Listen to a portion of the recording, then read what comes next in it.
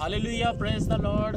खुदावंद यीशु मसीह के कदूस जलाली फतामत मुबारक नाम में आप सबकी सलामती हो। मैं आपका भाई एवेंजलिस्ट इमरान आपकी खिदमत में हाजिर हूँ और आज हम FEMP मसीही ख़ानदान के प्लेटफॉर्म से आउटरीच मिनिस्ट्री पर काम करते हुए और जो हमारा सेशन चल रहा है दिसंबर के अंदर आउटरीच मिनिस्ट्रीज़ के हवाले से, उसके लिए आज हम एक जगह पर आए हैं। आप देख सकते हैं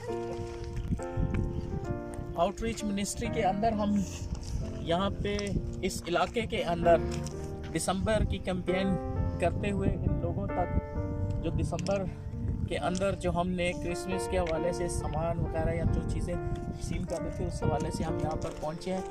हमारे कुछ सामान और चीज़ें लेके आए हैं इन लोगों के लिए। يا اختي بس ياخذك يجوا